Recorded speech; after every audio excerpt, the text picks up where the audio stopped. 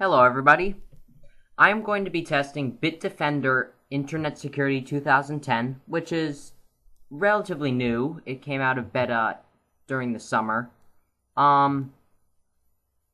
I'm just going to go quickly through the installation. It's a downloader installer.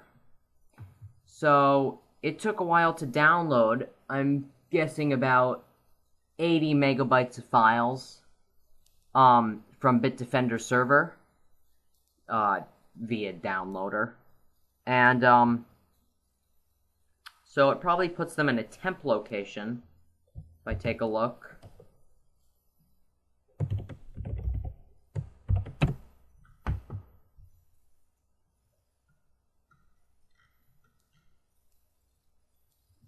I don't see anything, but yeah, this is Bitdefender's installer. So it's a 66. It has to download 66.5 megabytes of files, which took a while considering I was doing other stuff on my connection. So I have 14 URLs to test. They're all zero-day malware from probably all today. And after Bitdefender, I'm going to be testing AVG. Well, I'll see. I'll have to see what I'm going to test next. I'll have to see if it all works. If AVG 9 beta is up and running, and that actually has a useful signature database and everything, I'm going to test AVG to see how that works.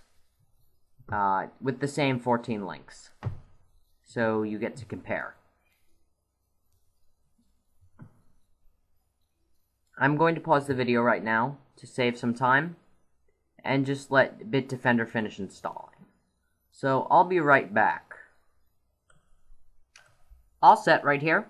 I'm going to click Finish, and like most installers, it's going to make me reboot. So I'll reboot, and I'll be right back. So Bitdefender boots up here, and so I want to evaluate Bitdefender, so I'm going to go Next. I think I have an account, so I'm just going to try to sign in here. So I'll be right back. Alright, so it brings up a screen after you finish with that registration that ask you who you are. So you can define a custom, a gamer, a parent, which would enable parental controls. I'm going to go with your typical average Joe, so it's not going to do anything special. I don't want it to think it's a home network. I'm going to give myself an expert rating. This doesn't really matter to me, and I don't want to perform a quick scan. I'll manually update the program.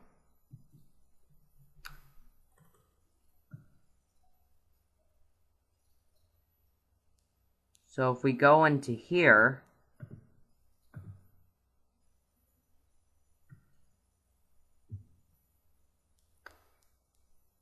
and we will notice settings. So you can go under System Info, manage your startup items, your DLLs, your different services providers, and whatnot.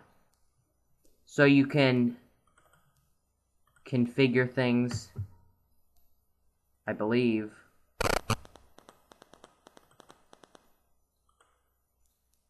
I guess it just shows you. You can't edit them. But let's go over this. I am a very aggressive protection kind of person. Take a look. Nothing much there. You can add exclusions, and you can manage your quarantine. Anti-spam I'm going to leave alone. Parental control I'm going to leave alone. Privacy control. I definitely want this up because this is going to prevent registry control, cookie control, script control, identity control, stuff like that. So I definitely want to make sure that this stuff is protected against. My firewall. Allow known programs. That's a good basis. And it shows you activity. It tells me that I'm weak password, no password on here. It tells me that I am missing updates. I have to live with that. You can turn on game mode if you want. And you can add PCs to your network so you can manage your network that way. If we go under update, I'm going to check for updates. So it's going to currently check for updates, and